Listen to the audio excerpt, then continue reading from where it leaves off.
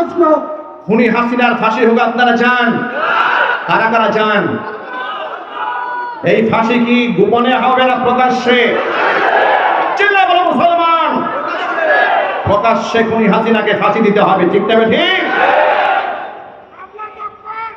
আমার প্রিয় বন্ধুগণ, শুধুমাত্র ইতিহাস কিছুটা স্মরণ করিয়ে দিলাম আপনাদেরকে, কারণ এই জাতি বড় কঠিন আবেগী জাতি, মুহূর্তের মধ্যে মাথায় তুলতেও দেরি করে না, ফিরে দিতেও দেরি করে না। ইতিহাস খুব সহজে ভুলে যায়। কিছু লোক এখন বলে আগেই ভালো ছিলাম, কি বলে আছে না নাই? পাগলের মাথা নষ্ট হয়ে গেছে।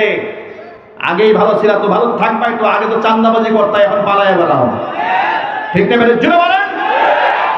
যে বলে আগেই ভালো ছিলাম, এর বায়োডাটা সার্চ করবেন, দেখবেন সে স্বৈরাচারের দূষণ, ঠিক না? বেড়ে চিল্লায় বলেন। এই কথাটা আপনাদের সামনে উল্লেখ করার কারণটা বলি এবার কেন বললাম। খুনি হাসিনা আলেম ওলামাদের সাথে মুস্তাকি বিয়াদবি করার কারণে চরম পরিণতি ভোগ করতে হয়েছে। ওই খুনি হাসিনার পেতাত্তা ভর করেছে কিশোরগঞ্জের ফজু পাগলার উপরে। ফজু পাগলাও দেখি জানে আলেম ওলামাদের সাথে বিয়াদবিপূর্ণ কথাবার্তা বলে, মারাত্মক লেভেলের কথাবার্তা বলে। কিশোরগঞ্জবাসীকে বলবো, ফজু পাগলাকে ক্ষমা চাইতে বলেন। ফজু পাগলা কোন বড় দল থেকে নমিনেশন পেয়েছে এটা বাংলাদেশের মুসলমানদের দেখার টাইম নাই। এদেশে তো কিছু নেতা মনে করে বড় দল নমিনেশন দিয়েছে, চাল চালাইবে, হেঁটে যাবো। ওই দিন ঘুরে খেয়েছে, ওই দিন ঘুরে খেয়েছে। এটা জুলাই আগস্টের পরবর্তী বাংলাদেশ। এই বাংলাদেশে আলেম বিদ্বেষীদেরকে আর ক্ষমতার মস্তদে আমরা দেখতে চাই না।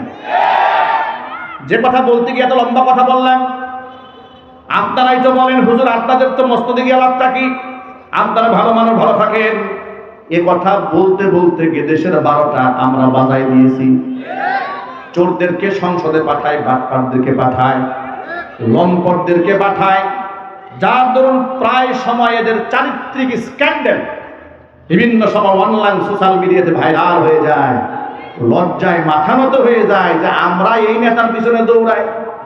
চরিত্রে ঠিক নাই, নারীদের কিনিয়া অপকর্ম করে হোটেলে ধরা খায়। যার চরিত্রের বালাই নাই, কোন মুসলমান তার নেতৃত্ব মানতে পারে না। আল্লাহর উপর বিশ্বাস যাদের নাই, কোন মুসলমান তার নেতৃত্বে থাকতে পারে না। কথা বলতে হবে, ঠিক কিনা মুসলমান? আমার প্রিয় তাওহীদি জনতা, মূল কথায় ফিরে আসি।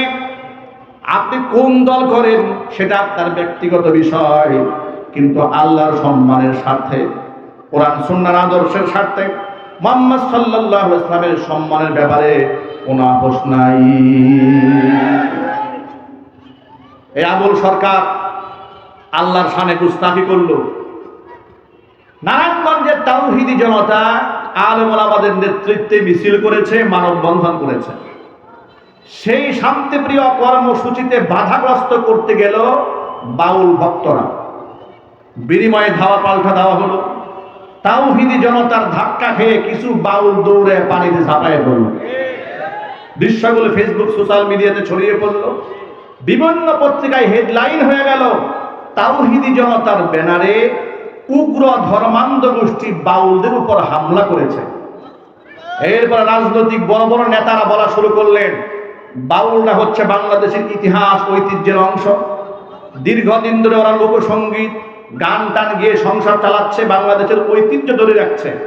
তারা বাংলাদেশে ভিন্ন মতের মানুষ হলেও তাদের মত প্রকাশের স্বাধীনতা আছে।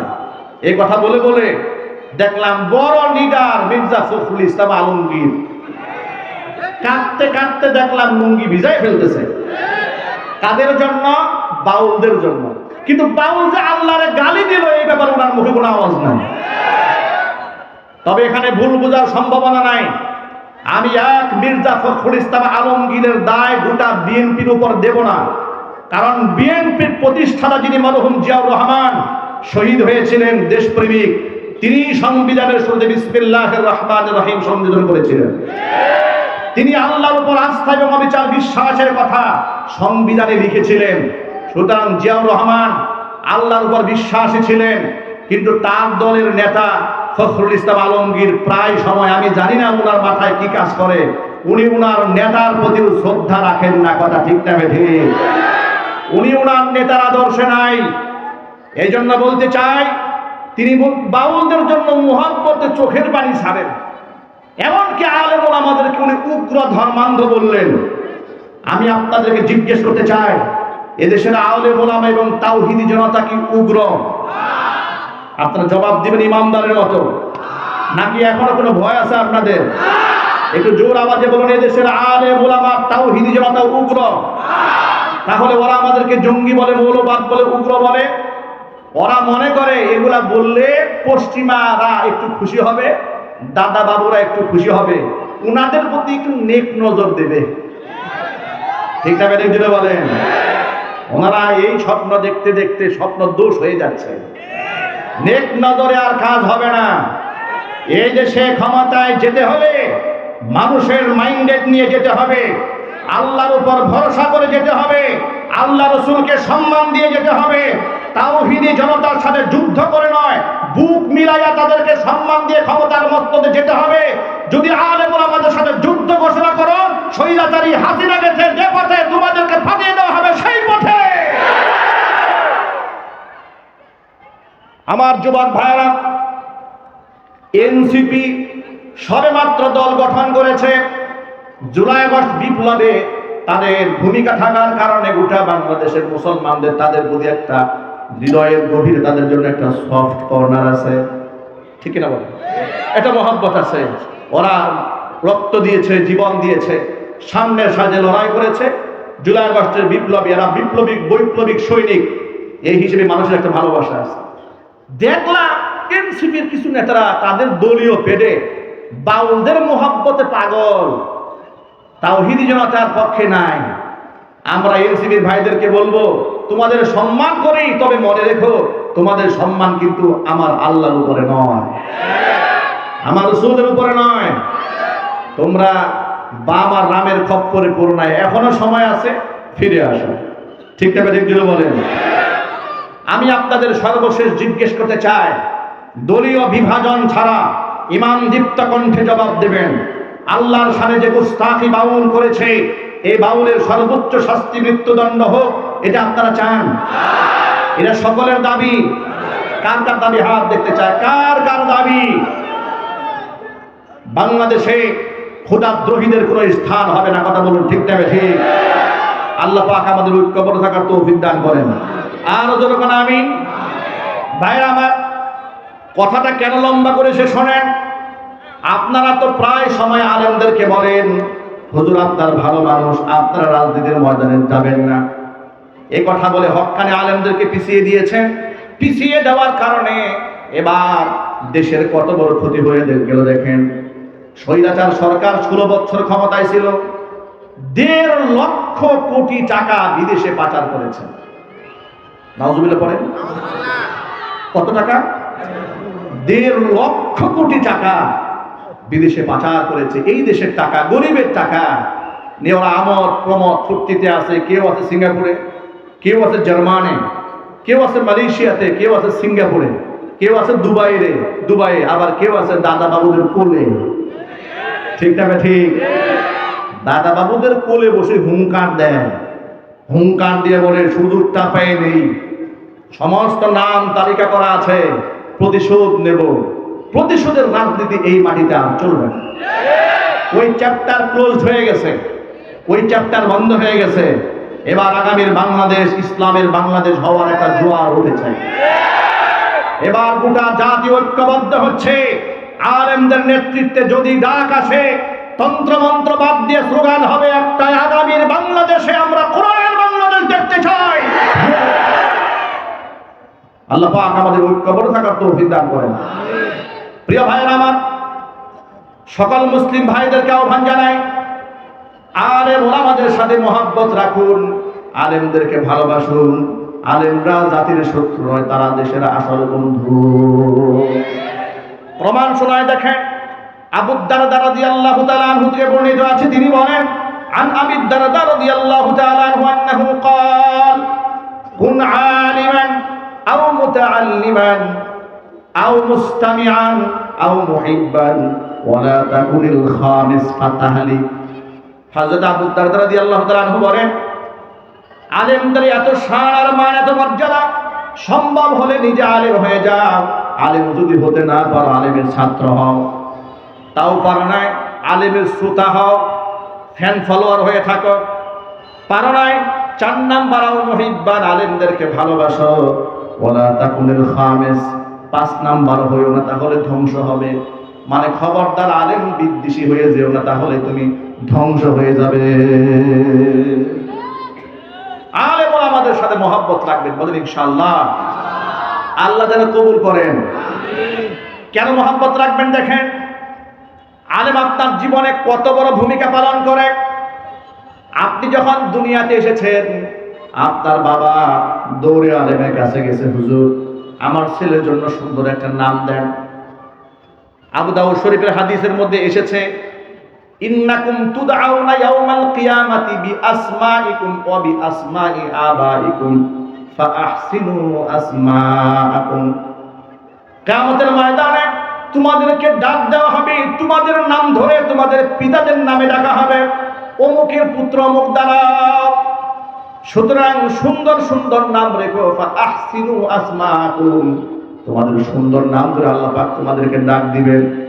এই জন্য আপনি দুনিয়াতে আসার পরে আপনার বাবা আলেমের দ্বারস্থ হয়েছে, হুজুর আমার সন্তান হয়েছে, ছেলে হয়েছে, মেয়ে হয়েছে, একটা সুন্দর নাম দেন। আলেমের পরামর্শ নিয়ে আপনার সুন্দর নাম, আপনার পরিচয়টা তৈরি হলো। এরপরে 7 দিন, 3 দিন, 9 দিনের মাথায় আপনার আকিকা করে আলেমদের নেতৃত্বে দোয়া হয়ে গেল। আলেম আপনার জন্য কল্যাণের দোয়া করলেন। এরপরে সকালবেলা মক্তবে সর্বপ্রথম একেবারে জীবনের শুরুতে আপনি আলিফ বা তা সা আলেমদের হাতেই শিখেছে, ঠিক কিনা বলেন?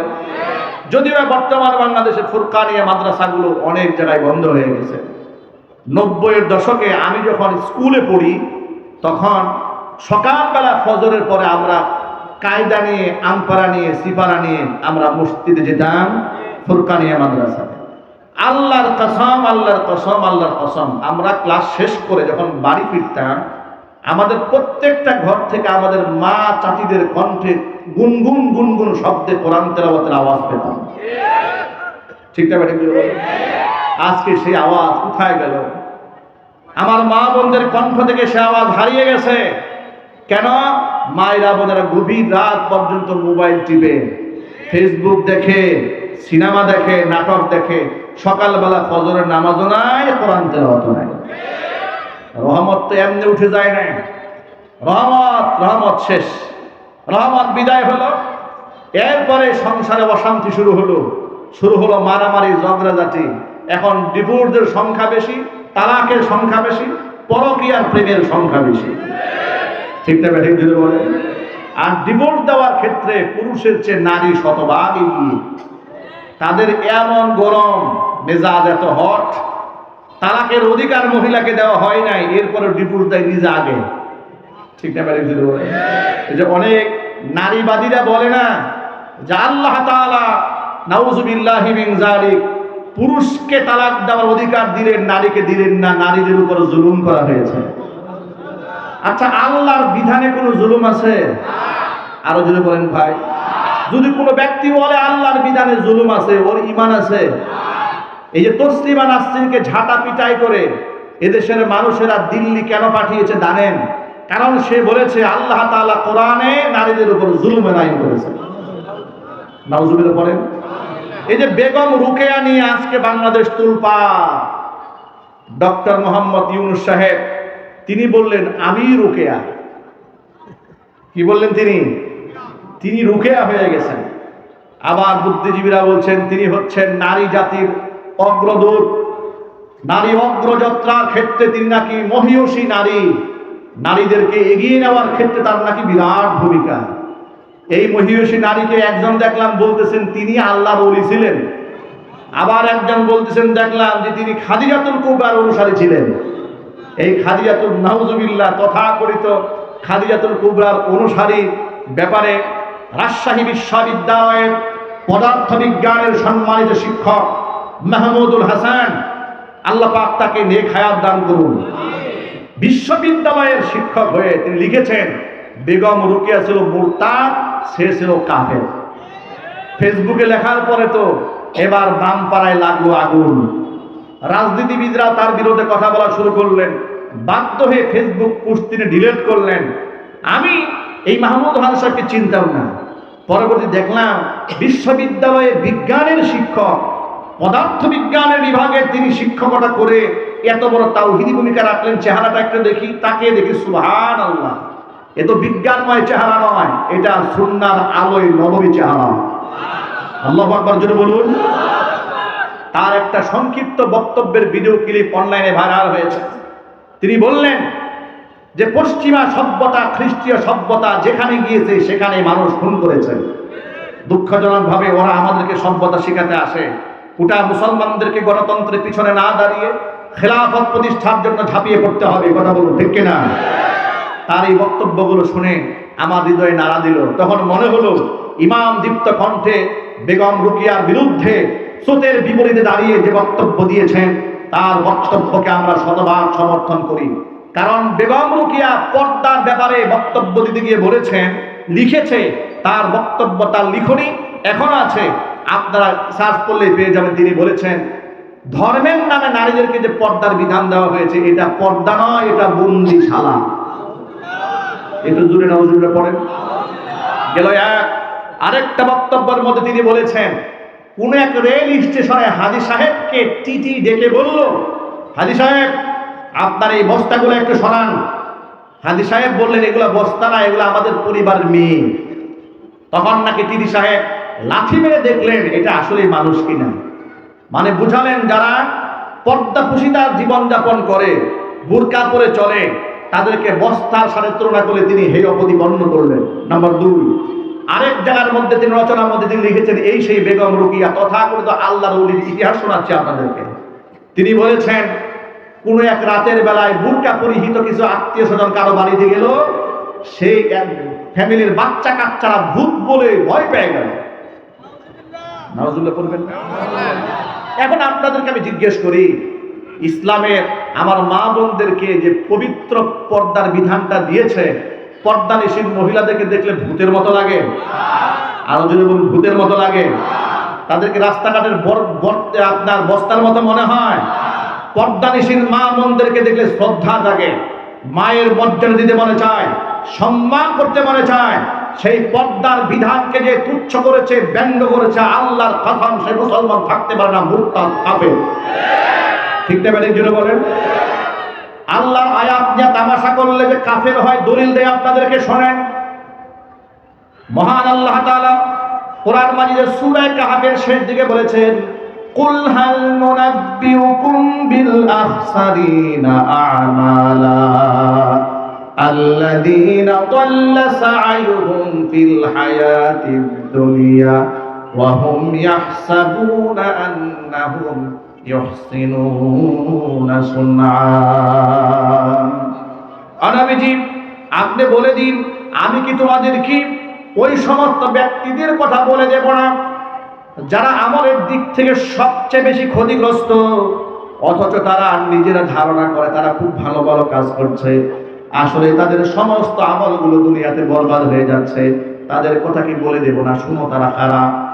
তারা হচ্ছে ওই সমস্ত ব্যক্তিরা উলাইকাল্লাযীনা কাফারু বিআয়াতি রাব্বিহিম ওয়া লিকাইহি ফাহাবিতাত আ'মালুহুম ফালা নুকিমু লাহুম ইয়াওমাল কিয়ামাতি ওয়াজনা।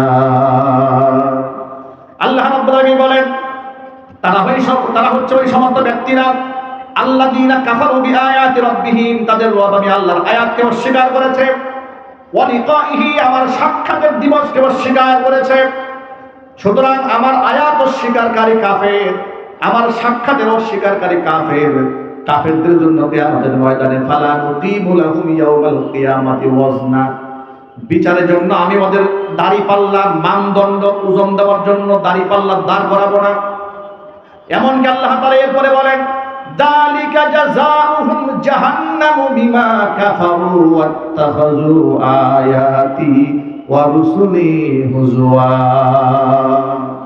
এই সমস্ত ব্যক্তিদের ঠিকানা হলো জাহান্নাম। কাদের ঠিকানা? যারা আয়াতকে অস্বীকার করেছে, যারা রাসূলদেরকে অস্বীকার করেছে, যারা কুফরি করেছে, কাফেরদের ঠিকানা জান্নাত না জাহান্নাম। এটা কি আমার কথা না আল্লাহর কথা? এরপর আরেকটু ব্যাখ্যা করে আল্লাহ নিজেই বলেছেন যে এদের কুফরিগুলা কি। এদের কারণটা হচ্ছে জাহান্নাম ঠিকানা, তার কারণ বিআন্নাহুম কাফারু, এরা কুফরি করেছে আমি আল্লাহর সাথে, আমার আয়াতের সাথে। ওয়াত্তাখাযু আয়াতি ওয়া রুসুলি হুজুয়া, আমার আয়াতের সাথে আমার রাসূলদেরকে ঠাট্টা এবং বিদ্রূপ করেছে। আয়াত নিয়ে ঠাট্টা করলে জান্নাতি না জাহান্নামী? আয়াত নিয়ে ঠাট্টা করলে মুসলমান না কাফের? ফতোয়া আমার না আল্লাহ?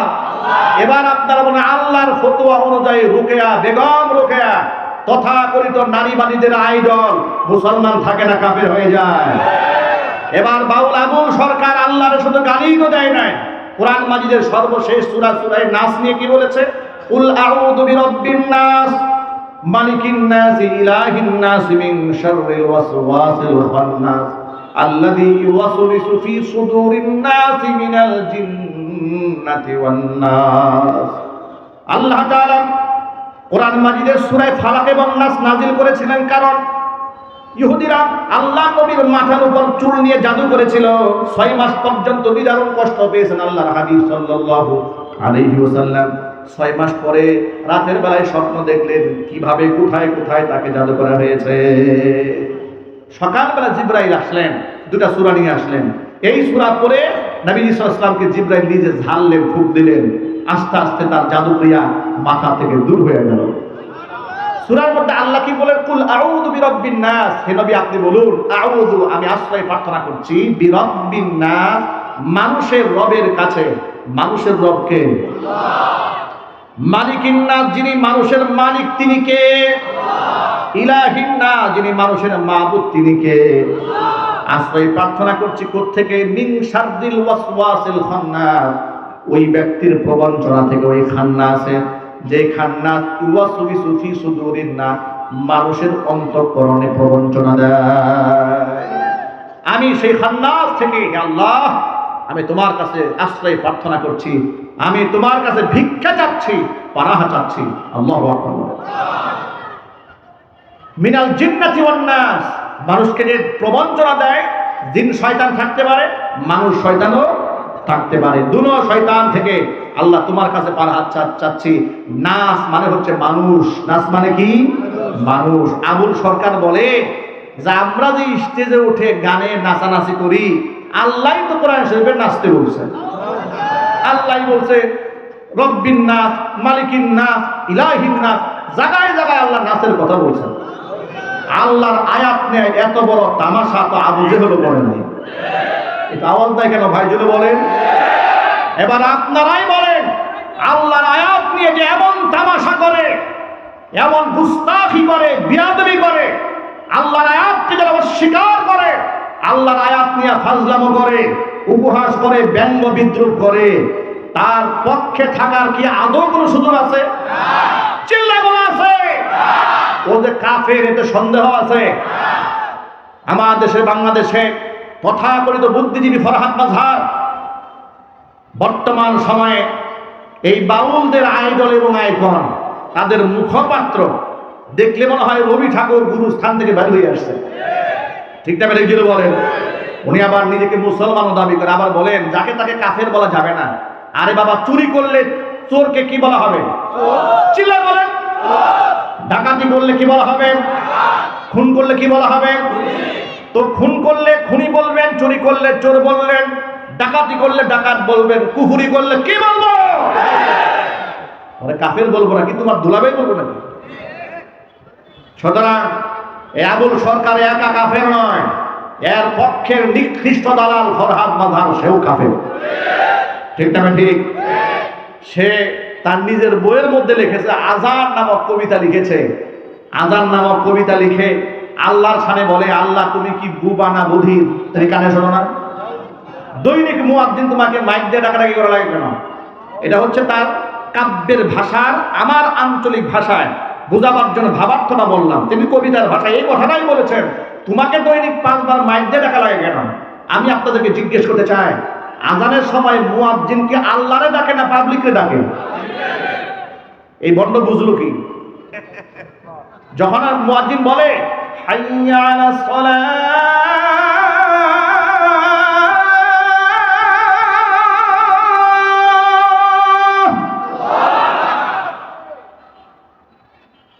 হাইয়া আলাস সালাহ,